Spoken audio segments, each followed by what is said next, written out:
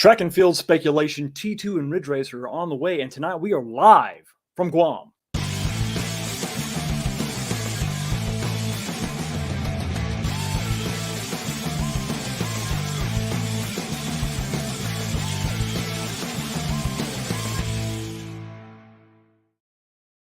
What's going on, everybody? Welcome back to the channel. And yes, I am not in the home studio. I got the mobile setup going on, got all kind of stuff all around. Rocking the original webcam from back in the day, so I hope everybody is seeing me okay. Hopefully you hear me okay. No bourbon tonight, sadly. Out of country, got to do what the natives do, what the locals do, and we're going to go with a little bit of Corona. I know it's more of a Mexican beer. It's fine. It's fine. It's fine. It'll work for me. Hopefully it works for you. Hopefully everybody's having a great week so far. So I am a little bit out of sorts. I was not home last Sunday to do the show, and I'm not going to be home this Sunday to do this show. So I thought I would change it up a little bit tonight. I know Quarters on the Glass, they're having a competition tonight, so I know someone's going to be over there. Just catch me on the replay. It's all good. Got a poll in the chat, as always, and we're talking about the track and field leak and the your anticipation or your excitement level for track and field. So go over there and vote in the poll. One being could not care any less, and number 3, all the way up to number 3 would be, hey, I would sell my kid for one of these cabinets. Okay, maybe not quite that crazy, but anyway, go over there, vote in the poll, and I'm curious to, I'm really curious to think or to see what everybody really, because track and field for me, not really one of my top 10 arcade games that I really want to see, but that's just me. Only matters not what I say, but everybody. This is a community thing. This lighting is weird, isn't it? That's really weird. I want to say hi to the chat real quick. What's going on? In Danger Dog. Why is the dog still in danger? I just don't get it. Oreo 1600 or 1600, not Oreo. There's an O missing. I should have caught that. Good evening, everyone. Good evening to you. How are you? Steve V's Man Cave Arcade. Cheers. Cheers to you. It's cold. It's cold. That's good. And we already got a $10 super chat off from my good buddy Ezekiel, the Chicago Retro Ranger. $10 super chat. Shocks. Fox, we missed you, buddy. Happy you're back. I miss you too. I miss everybody. I missed not putting out some content, not having a live stream last week. But we're gonna. I'm on the road, but we are gonna make do, right? And I can't wait to get back. I can't wait to get back. I got a project coming, and I got a project that I'm working on, and I got 2 cabs coming. 2 cabs. I am so excited. Skipped out on getting Killer Instinct because I've been waiting on these 2 cabs. So thank you so much for the $10 super chat. I really do appreciate it. And, of course, I got to give you a little bit of Dragon Ball Z love. Here you go.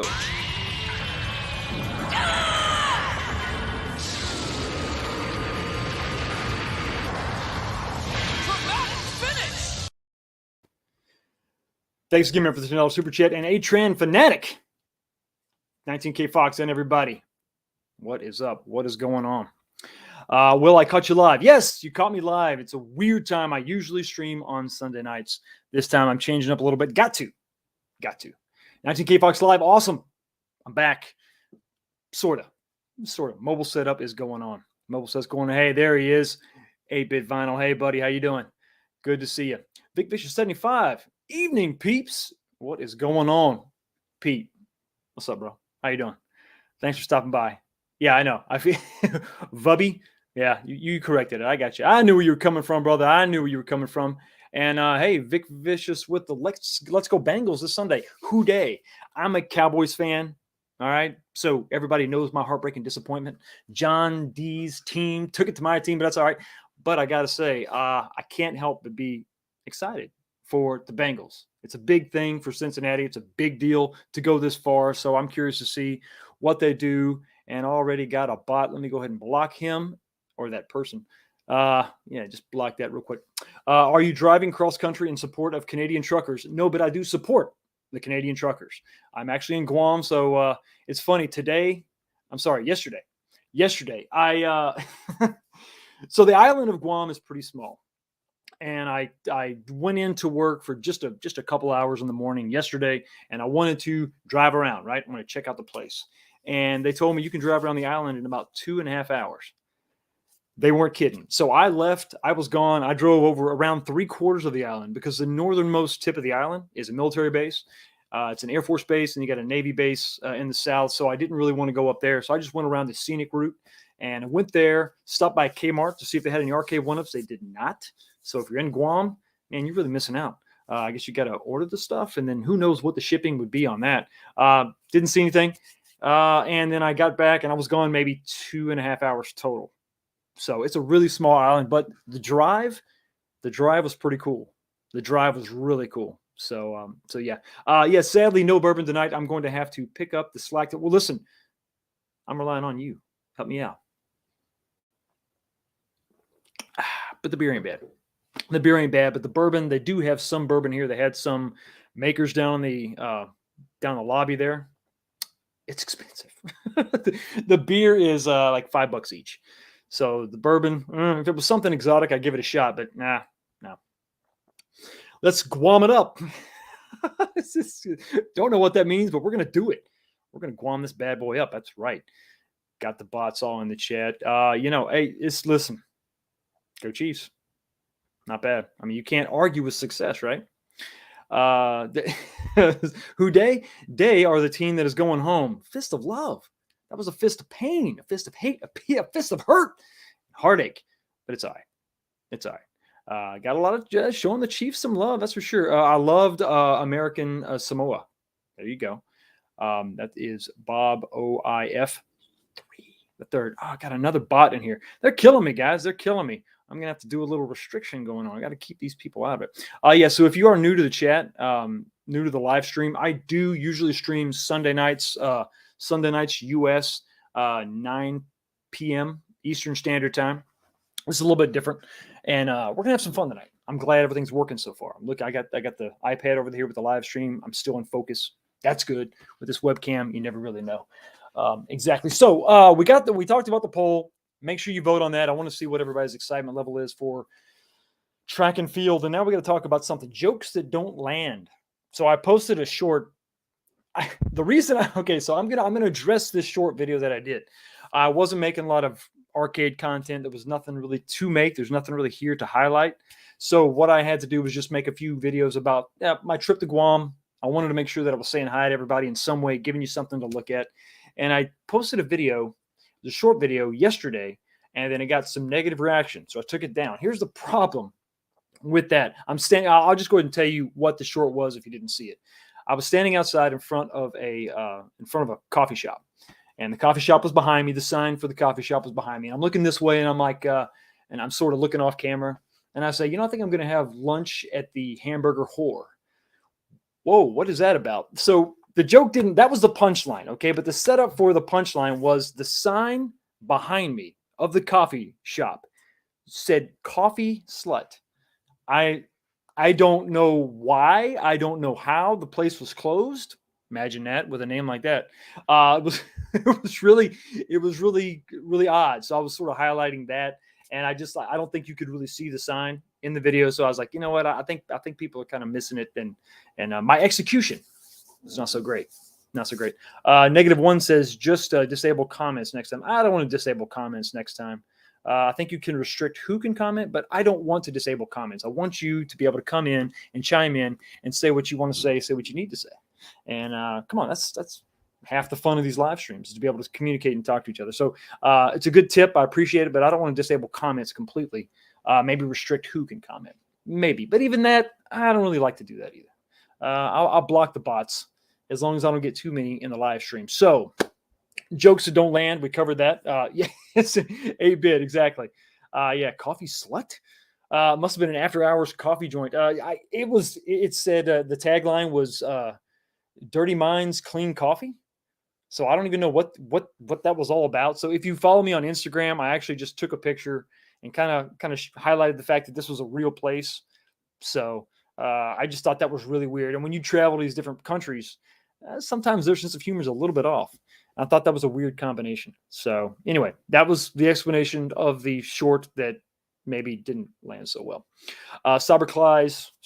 Kyle's, C-I-L-E-S. Yeah, Kyle's 2077. What's up, Box? How you doing, man? Thanks for stopping by. Yes, hashtag Hamburger Whore. It's a thing now. It's a thing. Oh yeah, that was something else. Yeah, I did the same thing. I sent that to my mom. We get this group chat, family chat. My mom saw that and she was horrified. I'm like, no, mom, did you see the sign? She's like, I can't read the sign. What are you saying? Didn't land.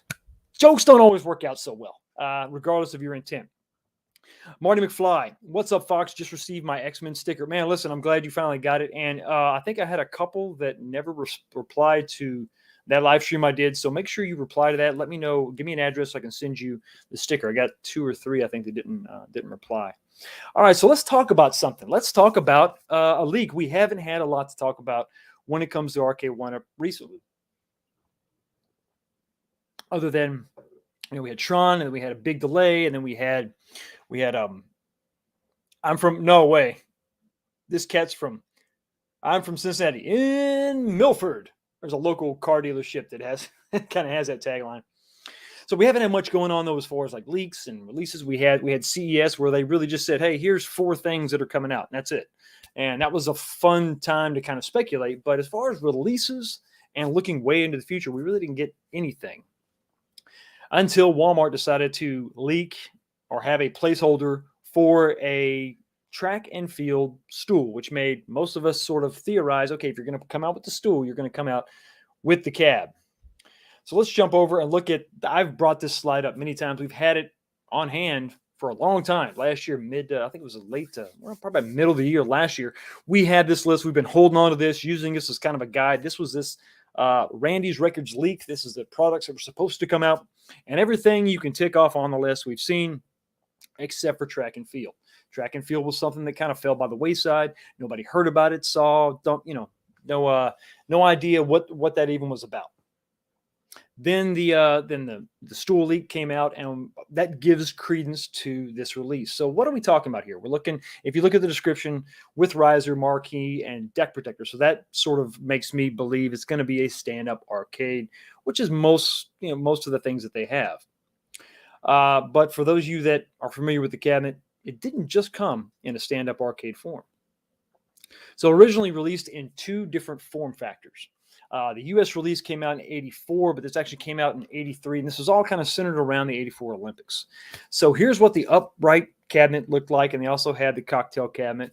Depends on what you prefer. I don't really like I have one cocktail cabinet from RK1-Up, and it's not my favorite form factor, but I think that perhaps, maybe, if they're going to go with this license, it makes some sense that they're going to have both form factors. But the listing, the Randy Records listing, makes me sort of believe that they're referring to a stand-up arcade cabinet, not so much the cocktail cabinet. But I think we could probably see both. We've seen RK1-Up do this several times with several different types of cabinets. You saw, Mortal Kombat, Street Fighter, Marvel vs. Capcom even made its way to the cocktail cabinet form factor. So that exists also. The games that were included originally as a part of the track and field game itself, these were the 6 events you could compete in. You had the 100-meter dash, the long jump, the javelin throw, the 110-millimeter hurdles, hammer throw, and the high jump. And a lot of that was basically button presses and then timing your jump action with another button. So you see that it's only going to have a couple buttons on it. So if we're talking about these 2 different form factors, I'm curious, let me know in the chat, which one would you prefer? If we're talking about upright cabinet, if we're talking about the cocktail cabinet, what would you prefer? I think I'm definitely going to go with the upright for sure. I see some people talking about the art. Yeah, the artwork. I'm sorry. Not right artwork might kill it for me. That's a thing that they fight, right? When you're talking about these older cabinets and trying to recreate them, a lot of the licensing, a lot of the rights have sort of changed hands, and they're not going to be able to get a hold of everything. So the artwork may be a little bit different. But when we're talking about 2 different formats or form factors, I should say, and we're talking about RK1-Up and their pricing structure, this is what we're talking about, I believe. Are we really going to be willing to pay $600 potentially, for an upright track and field 3/4 scale? It's probably, let's go ahead and say it's going to have Wi-Fi, just for sake of argument, just for leaderboards, right? Just for leaderboards. That's probably all we're going to see. I don't think any head-to-head competition, although it would be really cool to be able to have some head-to-head two-player action over Wi-Fi. I think with the graphical demand of these games, I don't think that would be a stretch to have some head-to-head competition. So that might edge it out. But for the sake of this conversation, let's just talk about, okay, just leaderboards, right? So $5.99 for that.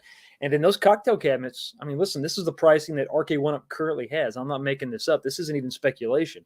You're talking about $700 for a cabinet. It's just a cocktail cabinet. And I just don't see I don't see it personally, but sometimes if we're talking about a cabinet with some different games in it, with some killer apps, that justifies the purchase, right? So let's look a little bit into let's peek into the future. Let's take our magic 8 ball and shake it up, and let's sort of speculate, because that's the fun part, right? Let's speculate on what are we actually going to see. What games would make sense on this cabinet, because it's not going to have just one cabinet. One game on the cabinet. T2 is the only one that's doing that, and that's kind of a bummer. I don't think anybody's really excited about that. One game. No, it's not good. But when we talk about track and field, we talk about the cabinet. These are the possible games. These are the games that I think could make their way to the cabinet, and it sort of makes sense. Track and Field 2. Now, this was a game that was not released in the arcades. This was only released on the MSX, which was a Microsoft computer system, right? And then Konami 88 would be considered the actual arcade sequel. And that was based on the 88 Olympics, sort of tying that in. So you had that tie in there. And then we had a Track and Field 2 for the NES. So they might even include the 8-bit version. And the reason I throw that in is because everything after Konami 88, from what I found online, is that it went 3D.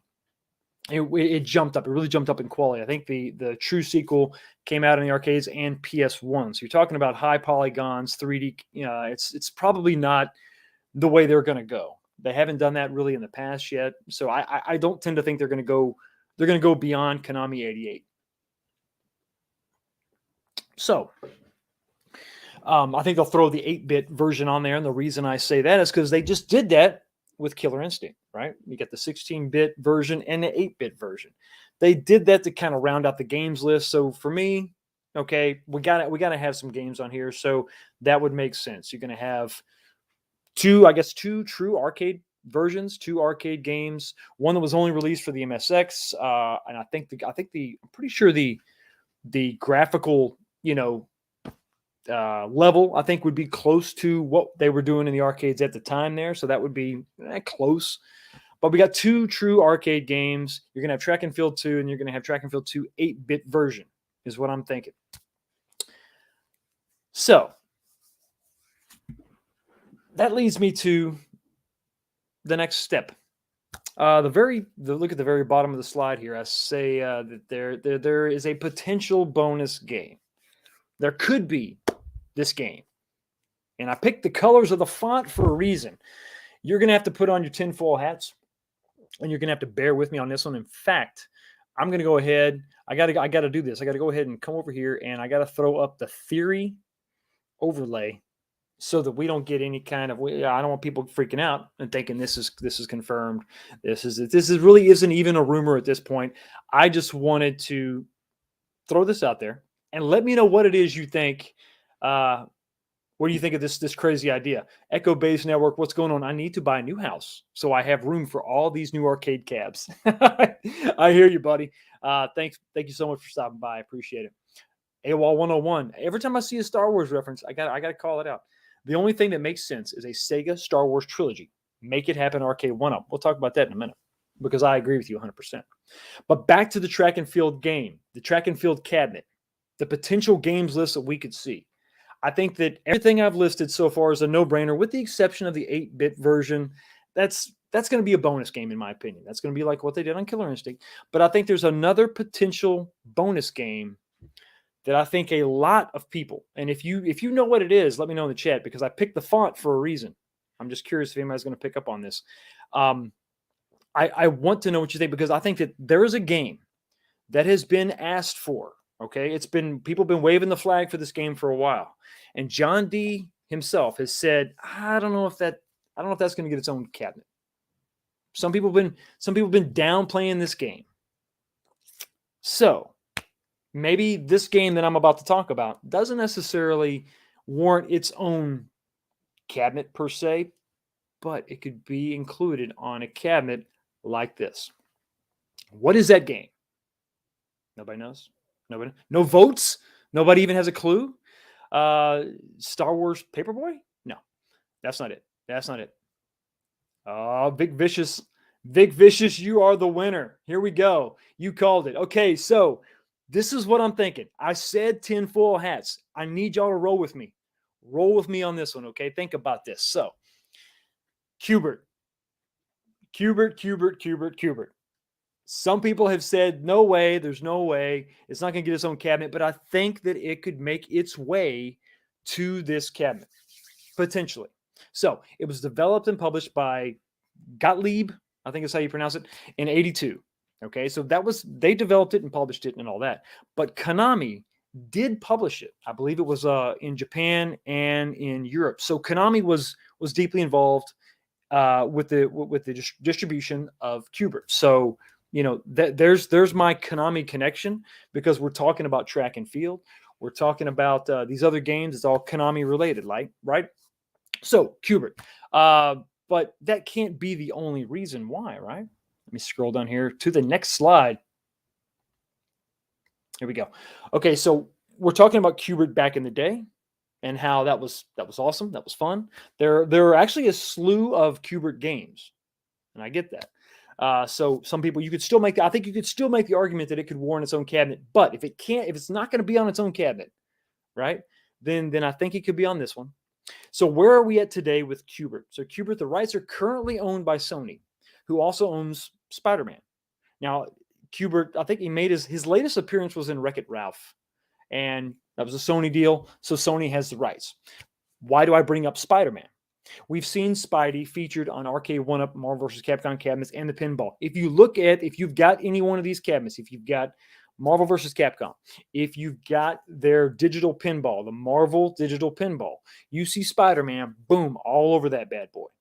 Especially when it comes to the Marvel vs. Capcom cocktail cab, Spider-Man is front and center. He is dead center on the side of that cabinet.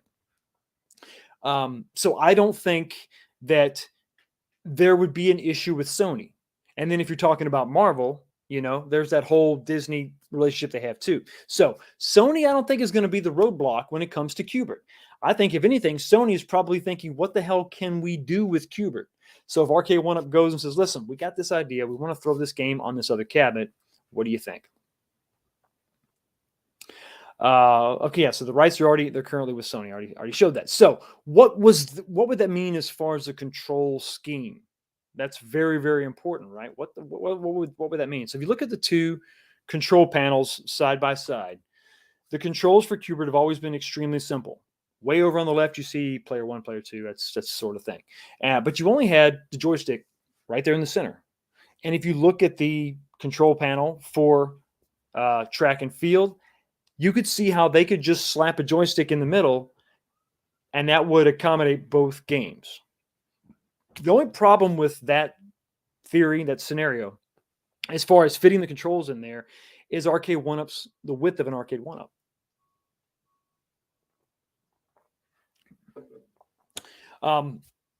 You're talking about a layout here that's ideal because it's an full-size arcade machine. We talk about a 3/4 scale arcade machine. You're talking about a much more narrow control panel.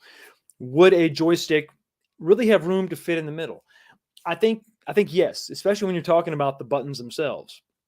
The layout there is optimal. If you scrunch that up, you're still talking about minimal input devices. The buttons themselves, there's not that many, right? You're gonna have the 2 run buttons and the throw. That could easily be squished up, get it kind of narrow, get it kind of tight, and then you could make that happen.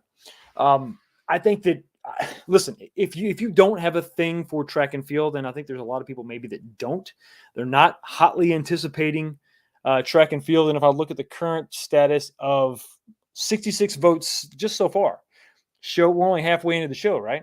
66 votes, and I got 48% that are not interested. And we'll talk about those results later on. So there may not be a ton of interest for track and field, but would Qbert be a way to get a bunch of interest, right? I think if you have Qbert as part of this, that would push some people over the edge. Uh, that's just my opinion. I think that it's valid. I think that it could potentially happen.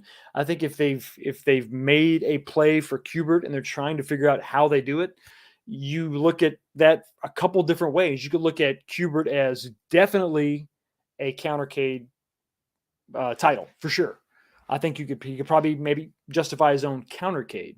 You're talking about $200 or less for that form factor, for that arcade machine. But for a full size arcade machine, I don't think the interest is necessarily there. But that's just my personal opinion. But I also think the interest isn't there for a track and field full size. Once again, just my personal opinion. But I think if you take these two and you put these together, I think you're talking about something that could potentially happen. It could potentially make a lot of sense. I think it adds some pretty good replay value when it comes to the types of game play. That would change up the gameplay a little bit, where you have sort of a puzzle game in Qbert versus the fast-paced action of track and field. There's a lot going on there. Those buttons take a big beating. If you want to take a little bit of a break from that on the same cabinet, that makes some sense to me. Is it a stretch? Possibly. Perhaps it is a stretch, but I think that it's possible. It's definitely possible. So let's go ahead and take off the theory overlay. Okay, we're past that. We're beyond that. That is my 2 cents. But let me know what you think about that. Right now, I got a couple people saying yes, but I think Qbert deserves its own arcade one-up cabinet. I will say this: arcade or Qbert has several sequels, so it is definitely, I think there's enough. If you're talking about the library of games, you're talking about the content, I think you could put a lot more Qbert content and you would definitely probably get a lot of value for your money, I think. But you got to really be into Qbert. That's going to be a very Qbert specific cabinet, which is fine. I have no problem with having a cabinet that's very specific to the property that is on it. I mean, it just makes sense. That's kind of why we buy arcade one-ups. But it is kind of putting all your eggs in one basket. When you talk about, Terminator 2, they are really putting all their eggs in one basket. You have to love that cabinet. You have to love that game. Period. That's all there is on it. Unless there's some sort of patch that's going to come down. I mean, I know a lot of people have said Revolution X would be amazing. I think it would be awesome.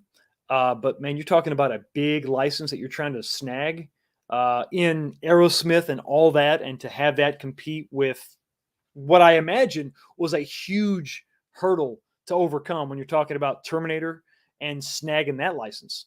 I doubt that they were able to get both. But damn, that would be awesome. Even just a mini game or something different.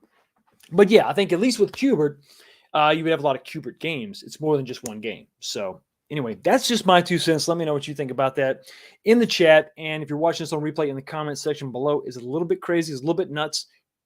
Sure, but that's kind of what the point is, right? That's why they call it speculation. The Guilt Man is here. What's going on, Thomas? How you doing, buddy? Good to see you. Snow Dub, always with the good advice. Smash the like button, peeps. Smash it on down. Smash it on down. 19K Box, as a community, they would rather have a Qbert skin or ask. I think you misplaced the K. But ask the community if they would rather have a Qbert skin or a track and field skin. That's a good question. Answer that. Throw that in the comments as well. Man, my camera is just not wanting to focus at all. That's okay. We're gonna keep on rolling. But you bring up a good point, Jamie. Track and field comes out. It has Qbert on it. They could do a variant of the same cabinet, but with the Qbert artwork. And maybe they include one more game. I think that I like the idea of a reskin. I like the idea of a variant when it came to like the legacy cabinets. But I think that when you get a variant, it should be more than just a skin. It should be actually, you should get like a separate game, like one more game. There should be one game difference. So we talk about Midway and the reskin they did there, and they had the Defender reskin.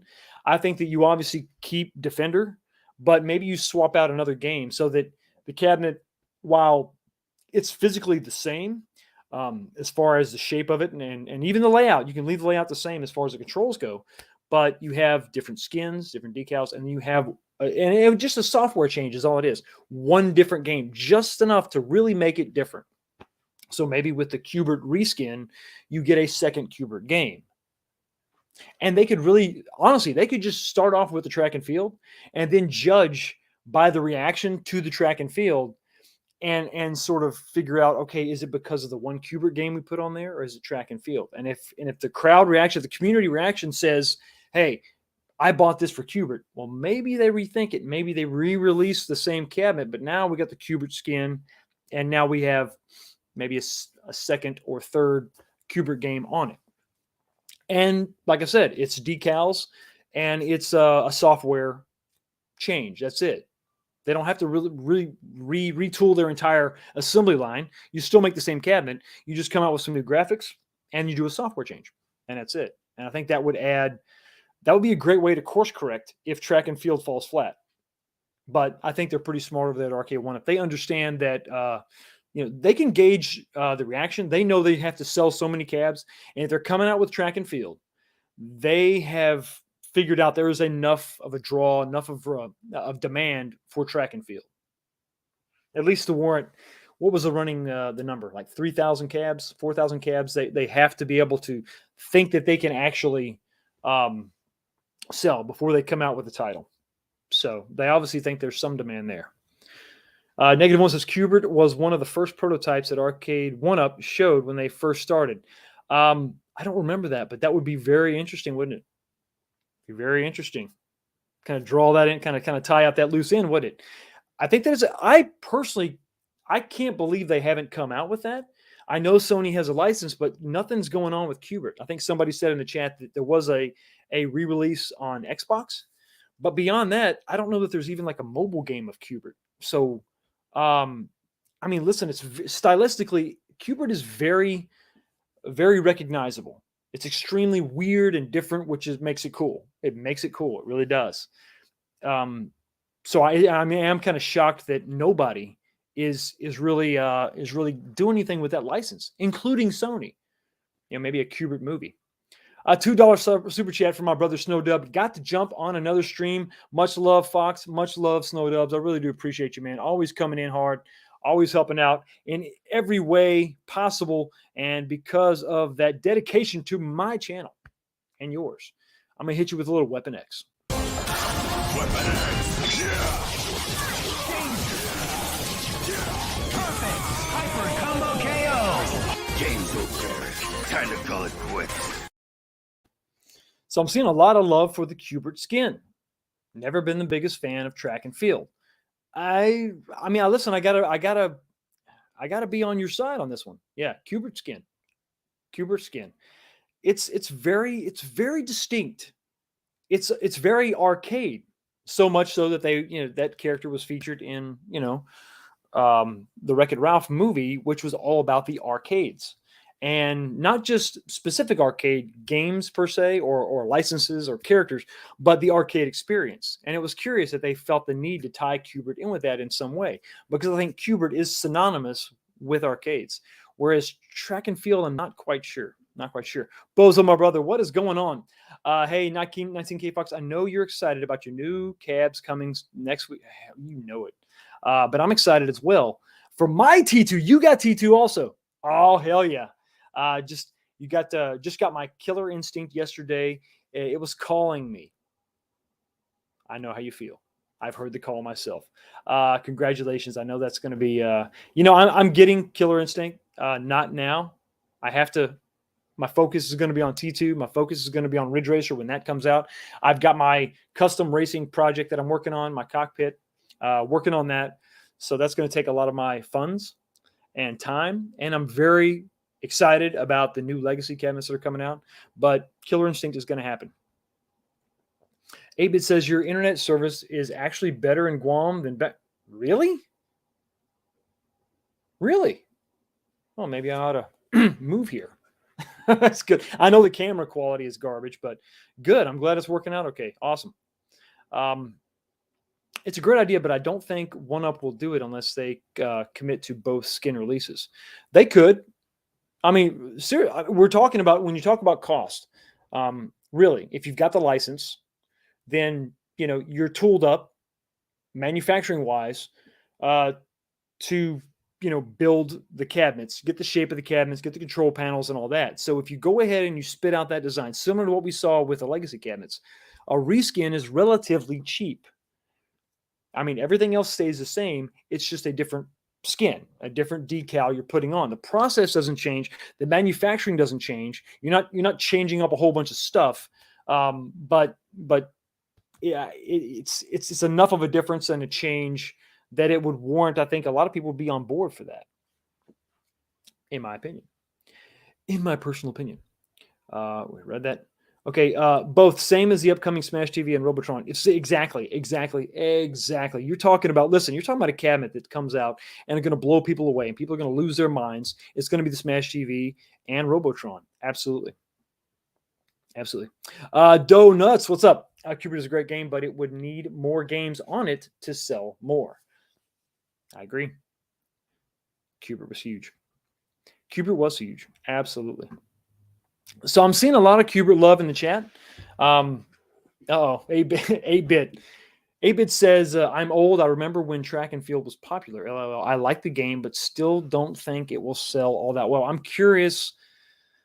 There must be some kind of research out there that they did that warrants this type of release. Because, yeah, I'm kind of with you. When I saw track and field, when I saw it back in the day, as part of these Randy Records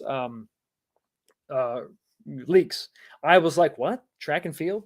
But there's some market research. There must be something they've done out there to warrant this kind of release. It's interesting. So anyway, that's my 2 cents on that.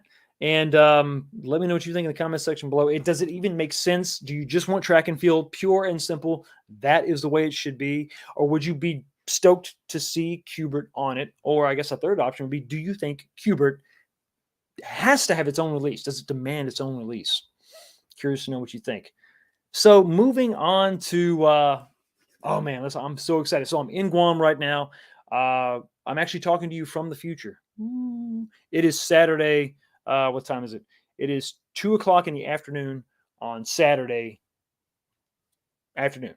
So I'm in the future, and I will be traveling. I got to go to Korea tomorrow. So tomorrow, 4:00, go to Korea, and then the next morning I fly back home to the States. So I'm really, really pumped about hopefully next week getting my hands on my T2 cabinet.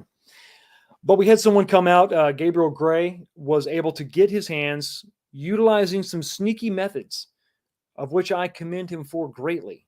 I would have done the same damn thing. But he was talking about, the guns. He was showing off some gameplay. He went on Kong's channel, and Kong did a great job of grabbing this guy and bringing him on the channel to get that first look. And he talked about several things, which we'll talk about in a second. But one thing he mentioned was the height. He said he's like a 6'4" guy, and the cabinet was really tall, which is a little bit strange, not too much, because if you bring up the size comparison slide that I've done before, it's clocking in actually shorter than Big Blue. Now, I don't believe that Gabriel had a Big Blue for the side-by-side comparison, but that sort of makes me think that maybe the dimensions were a little bit off when it comes to what we've seen on the RK1UP website, which I think is nothing but good when we're talking about, a shooter like this. When we're talking about, I want to stand upright as a 6-foot guy and be able to point the gun straight and not have to kind of, point down all the time. That's interesting to me. But anyway, this is what we have as far as official data when it comes to RK1UP. Once again, this is not to scale at all, but it's just a sort of a representation of what we have to go by. So when it comes to the reaction that I had and others had about the guns, about the force feedback, about some of the look of the cabinet, and some of the, specifically my only issue is everything else seemed to be what I thought it would be. Marquee is going to be a little bit washed out. Okay, fine. But the clickety clackety, the actual physical noise coming from the feedback of the guns was a little bit concerning to me. in the video I did. And if you haven't seen it, please go by and check it out. Because what I did is I did a side-by-side comparison of stock Sinden gun light gun technology, which is the same technology they're using for.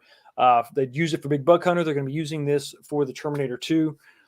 Sinden has a gun, and then they have a force feedback gun. I forget the terminology. I think they use a different word for it.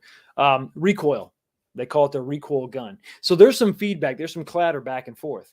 And the tech demo that I saw on the Sinden Gun YouTube channel sounded a little more. It sounded a little deeper, a little more solid. Like maybe it was reinforced. Maybe the gun wasn't as thin plastic and as hollow. And then when you listened to the footage we saw from Gabriel Gray, played that back to back, there seemed to be a bit of a difference for me. It sounded. I was worried that maybe it was going to be a little cheap, a little thin, a little plastic, a little tinny, and I didn't really like that. And I think when it comes to that cabinet, we're talking about a cabinet with one game. We're talking about a cabinet that's $700. I think it warrants extra scrutiny, especially when you're on the fence about that. Every little detail has got to be correct. It's got to be correct. And if it's not, if it's off, listen, I'm going to have a problem with a $700 cabinet that I immediately have to do things to make it an enjoyable experience. You could say the same thing about every other arcade one-up though that's come out. Oh, well, Fox, you say that, but you got to change the controls to have a better experience. Well, maybe. I know the controls aren't great, but to play a beat 'em up, I think they're okay, which is at least half arcade one-ups, titles are beat 'em ups. Probably the more popular are going to be your fighters. So I get that. And the fighters are going to really warrant, better controls, especially if you want to put your quarters on the glass and compete. That's another thing. Totally. We got a comment that said, hold on, let me scroll, here we go. Donut says it's difficult to remake the guns versus the good old commercial style 90s guns. No, I agree. But I think that for $700, you got to put your money where your mouth is. You got to put your money where it really matters. Where does the rubber meet the road? When we're talking about a car, it's the tires. You got to spend money on tires. You got to have good tires. When we're talking about the T2 cabinet, listen, the quality of the gun is going to be second only to the emulation. The emulation is the only thing that's going to be more important than the gun itself. The gun has to feel solid. It can't feel cheap. If you're going to have force feedback, it has to be good. It has to be accurate. It can't be a vibrating motor inside. It's got to be a clickety-clackety, which I think that it is. But is it going to be a full-blown solenoid? No. We're already seeing a difference when it comes to the actual way the guns are mounted. They're not going to be mounted on the cabinet itself, simulating kind of a mouse, where you're physically mounted, and depending on where you're pointing the gun is where the reticle is going to be on screen. It's going to be a different technology already, but I get that based on the limitations of the width of the cabinet itself. I understand that. That's fine. It's going to be different, but I think that when it comes to a 3/4 scale cabinet, if you mount the guns on the 3/4 scale cabinet, you're going to break your back bending over. So you're going to have to lift it up. Guys like me, we've already got that covered. I've got a massive 4-inch riser for all my arcades. And block another user. Thank you. So it's not. I've kind of factored that in. But for most people, that's going to be a buzzkill. It's going to be a downer. It's like, okay, great, I got to buy another thing. But so it's that aside. Now it comes back to the gun quality. It's got to be good. It's got to be solid. It's got to feel like it's going to take the abuse of the vibration, of the force feedback. And it can't be, and here's the number one thing, I think, the clickety-clackety, the tinny sound could be annoying. We're talking about a machine gun game. You're going to be holding that trigger down constantly, and you're going to hear the sound constantly. Not just what you're hearing on screen, which is going to be cool. There's going to be more dynamic, and there's going to be more detail, obviously, within the audio feedback you're hearing, but the physical feedback and the noise coming from the gun as it fires back and forth, if that's not what you want to hear, if that sound isn't what it should be, can you imagine anything that's going to be more annoying than that? I can't imagine. So it's going to be something that, what do I have to do? Am I going to have to take this gun apart and disconnect that solenoid or that mechanism inside because it's so annoying? It's ding, ding, ding, ding, ding. It sounds bad. Like I said, what I heard in the video, I could tell a difference. But also in my video, I said, okay, it could be the quality of the microphone capturing that audio. That's the difference. Maybe it's not the guns. We've only got the one video out there. So maybe that was the issue. Maybe that's all that it was. Just the fact that if it's a different microphone, it sounds exactly the same, no problem. And also, another thing to note, the video that I played from Sinden, the gun was much closer to the camera, which I would imagine also meant that it was closer to the microphone. In Gabriel Gray's video, he was farther away. So, okay, that makes a little bit of sense, right? Okay, well, maybe just because the distance, quality of the microphone being an issue, maybe that was the reason for the distortion or the different sound. Only time will tell. And obviously, stay tuned to this channel. As soon as I get my hands on mine, I will let you know exactly what I think, and we're going to go in some pretty in-depth detail on that cabinet. I'll probably have a not an unboxing. I think we've seen that too many times. I'm going to do sort of the standard reviews that I do. You're going to see the thing blown apart, some of the assembly process, but really just the construction. Once I have it to a certain point, I'm going to show you how it's built inside, how everything looks, the PCB, the wiring for the guns and all that. So you'll see that, and you'll get some thoughts, my impressions, and then I'll probably do a separate video where we're going to take these guns apart. I want to see the guts. I want to see what's going on inside. And I want to, we're going to dig deep. I want to be able to sort of take a look at the mill thickness or the thickness of the plastic they used to mold these guns. We're going to take a look at that mechanism. You're going to see exactly what it is. I am curious if we're going to be able to upgrade these, whether RK1UP's going to provide an upgraded gun, whether we can take some other Sinden guns and plug and play, have a different option. I don't know if that's going to be possible, because usually when you're talking about Sinden gun technology, when you have it, if you buy a Sinden gun and it's at home, you plug it into your PC and you have to set this thing up for the device you're using. If you unplug it and plug another Sinden gun in, does it retain all that same information, or you have to set it up again? I don't know. These PCBs are pretty well locked down. We're not going to have the ability necessarily to do that. But then it begs to question replacement parts. Let's say this thing breaks for whatever reason. I got to get another one sent to me. Am I going to be able to unplug the broken gun and get a new gun and just plug it in and go? I would say yes. That has to be part of the thinking of, we're going to provide this product. If the gun breaks and we have to replace it for the customer, it has to be a plug and play thing. We can't ask them to go get a laptop and plug in and try to do all these things. But that doesn't mean that maybe another way to sort of look at that would be, okay, we send out a replacement gun, but it has a USB thumb drive that comes with it, and you have to plug this in. So it's kind of like a key for the gun that you just purchased.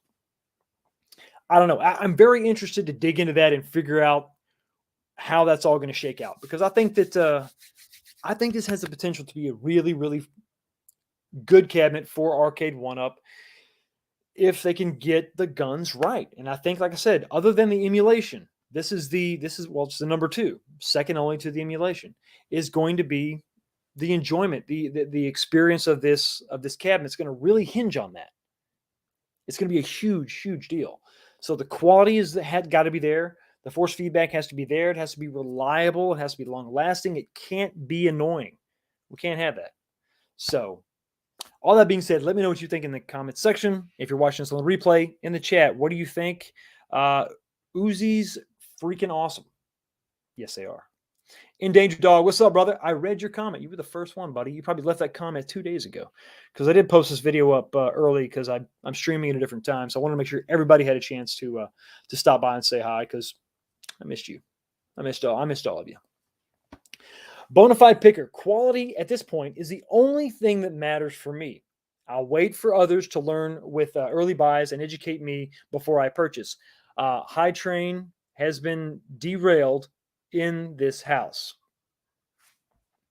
That is the service that I will provide for you. I'm going to get this thing and we're going to tear into it. I'm going to let you know if it feels cheap. We will see. We will see. Heard Arcade 1-Up going to sell extended warranties. Yeah, right. Would you buy one? I don't know. You already hit me for $700 for a cabinet. Extended warranty? I'm not buying a Chevy. Come on. That's a little bit crazy. Ridge Racer. Arguably more popular. More people are excited for Ridge Racer than Terminator 2. Probably because you're only going to get one game with Terminator 2, but I don't think it's necessarily coming down to the software itself, the game itself. I think it's the fact that you're going to get so much more for your money when you're talking about Ridge Racer versus Terminator 2. You're talking about a racing cab, obviously. We've seen that before. You're also talking about many more games. What is it, 5, 6? 5 games, 6 games. Yes, there's more. There's more than one. That's all that matters. You're also getting a new feature with the force feedback with the rumble steering. Oh boy. So give you a little bit of an update on my cabinet. This is the email. This is a portion of the email that I got from Best Buy. I don't get my stuff from Arcade 1-Up. I go through Best Buy, which means I'm probably going to get mine a little bit later than some of you, but maybe not. Just depends. But the portion of the email reads this: get it by February 5th. Now, the other ship date that I got from for my T2 cabinet was shipping on the 5th. This says I'm going to receive it by the 5th. So is it possible that maybe I get this thing next week? Damn, I hope so. I really hope so, because 2 things that are missing within my little arcade is a shooter and a racer. Yes, I got the project where I'm working on the custom driving cabinet, and that's going to be really fun. It's going to be PS4 powered, but I need something from Arcade 1-Up that is a shooter and a racer. And this could potentially be the week where I have those 2 things fulfilled. And you're talking about 2 major additions to my arcade. So yeah, this is a much needed. Both of these are much needed additions to my personal arcade. As I turn the page on my notes, you can see the setup I got going. I'm in a hotel room. I got my iPad over here, rocking the stream. I got you here with me. I got this over here. I got another table I had to slide over so that the beer could have a place to sit. But yeah, so it's definitely going to be a big thing. I hope I get, on one hand, I hope I get both in the same week. And on the other hand, I hope that maybe, just maybe, I get one week and then one the other week, so I could focus in on one cabinet at a time. But if I get them both at the same time, it's not going to hurt my feelings. Not going to hurt my feelings at all. None whatsoever. AWOL 101, I wish it had online racing. Absolutely. I think everybody's waiting for that. I think that if they're going to do that with any cabinet, this would definitely be one of them. But I think that if they come out with Daytona, God, dude, you absolutely have to have, you've got to have that online head-to-head. You have to introduce that system or that feature with Daytona. So I'm really pumped about it. But here's something I want to float out to you. For those of you that are thinking of these racing cabinets, you like these racing cabinets, what's missing? I think that what's missing is we have the stand-up version and the sit-down version. The sit-down version has not been the greatest as far as comfort. Looking kind of ridiculous. The way they had to do it for the price point they're trying to hit, I get it and I understand that. But I think that there's a way they could do this. They could really change this thing up. I'm thinking of like a modular system. I'm thinking about, okay, you buy the stand-up arcade racer. In this scenario, let's talk about the stand-up racer. You have the racer, and it's fine the way it is. Or you can go to their website and you can buy some modular pieces where you have a legit seat, like a real seat, and you have a place where you can unmount, unplug, unscrew the shifter and mount it on the side. And a second piece that actually connects the 2 together. So you have a legit cockpit. You have the above, you have the below. I've showed pictures before of someone out of Dallas who basically made this thing. They pulled this off. It is basically a big sit-down cockpit for the Star Wars cabinet that they released. And you took your Arcade 1-Up components out and you plugged them in. I'm thinking of the same thing, but offered maybe as an online exclusive. Maybe you can't buy the entire thing, or maybe you could, but at a higher price, obviously. Or you can buy this, and then there's a modular piece that comes with it. You can buy the seat with an actual seat with a back on it, and then a place to mount the shifter down low. So it comes with a blank off plate for the shifter on the deck, on the control deck. So you take out your shifter, and there's this blank off plate there. And then you relocate your shifter down, elongated cable to make the connection. So it's right there all the time. Legit seat. And then you can have a piece above, and maybe because the speakers are just, plug and play, with the 3.5 millimeter headphone jack, you have a place that relocates the speakers above your head.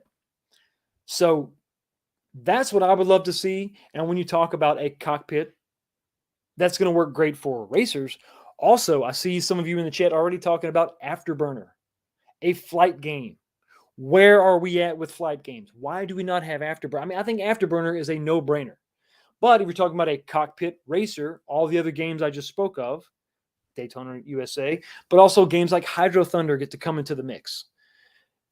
I mean, the possibilities are endless. And if you're really into this specific cabinet, whether it's Ridge Racer or whatever, I mean, I would probably pony up for the modular system, a legit seat that has a top piece that connects it and makes the whole thing really, really simulates those cabinets you could sit inside.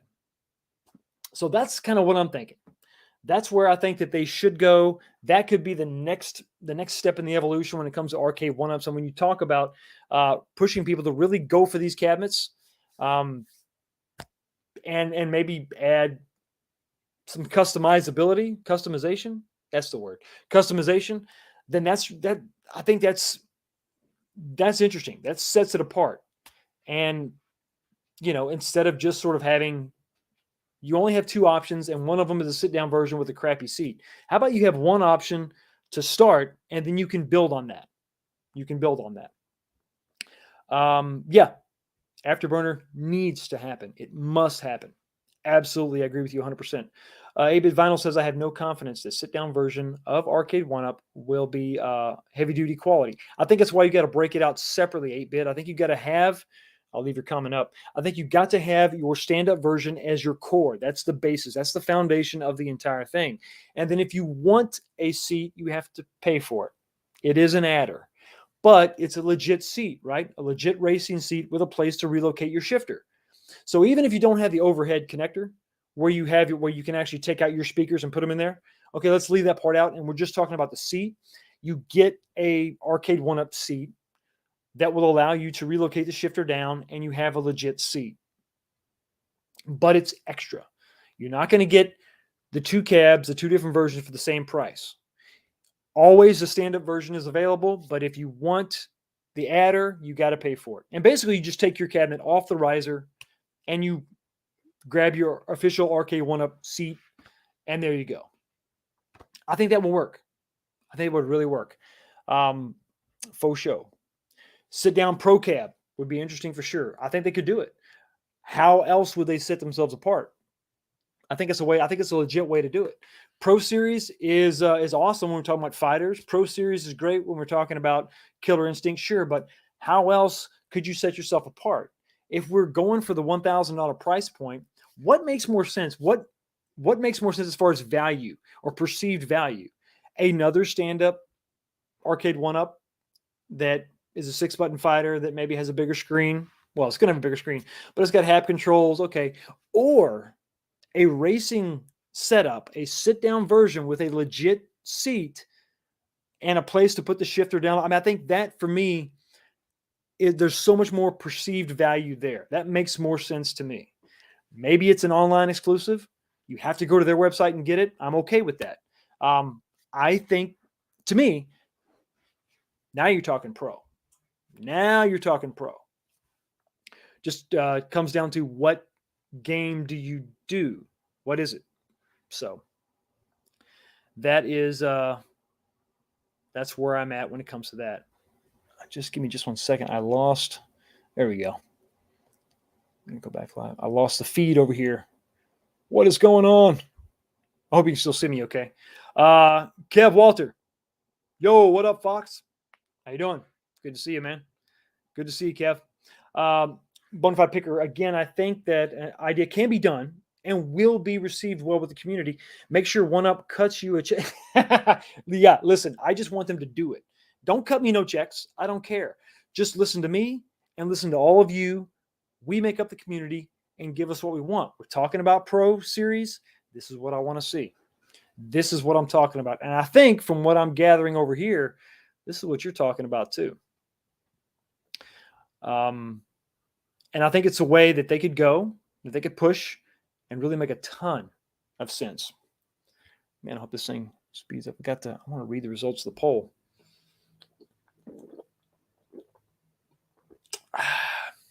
Oh, would you look at that? What the hell? Yo, the sign is real simple, B. It says wrap it up. It has been so good to be back with y'all. It's incredibly. Listen, I'm serious. I miss hanging out with y'all. I miss the community. I miss talking. Obviously, I miss talking. I talk a lot.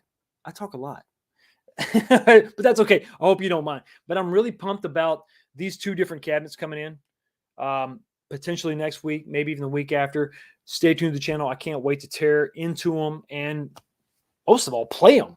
My arcade has been lacking severely because I don't have these 2 types of games, and I can't wait to add it to the collection and have fun because there's some people at my house that have been asking me. They're not asking me about Killer Instinct.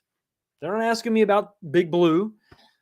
Like, hey, Dad, T2 coming yet? Hey, Dad, where's the driving game? Ridge Racer? Yeah, Ridge Racer. Yeah. Is that here yet? When is that coming in? I have some people asking questions. So 100 votes over on the poll. Thank you, everybody who voted on the poll. What is your excitement level for a possible track and field cabinet? 48% of you, 48% says you're not interested. 42% is like, hey, maybe I need more details, which is probably I think that's kind of where I'm at. Actually, no, I think I'm in the not interested section, but I'm still curious about the details. And then only 10% are saying it's a day one pre-order for me. That makes me happy right there, seeing that I have somebody who is like day one because what that tells me is that somebody at RK1 heard you and you are getting a cabinet that you've been waiting for a long time. That makes me smile. I mean, really, that's awesome because I want everybody to be able to get, I'm going to go ahead and end the poll now, 101 votes. Once again, thanks everybody for voting on that. I want everybody to be able to get a cabinet that they want. Maybe we can't get every single cabinet that we want, but I want you to get at least one of them, right? So yeah, so I am off, taking off, going home, back to the good old US of A. Stay tuned to the channel. If one of these cabinets shows up, I'm definitely going to let you know. Check me out on Instagram, but I'll probably do a community post on YouTube saying, hey, it's here, get ready. And then if nothing else, boys and girls, ladies and gentlemen, I will see you back next Sunday for another episode of This Week. So listen, I got to fly. You sit tight, and I will see you next time.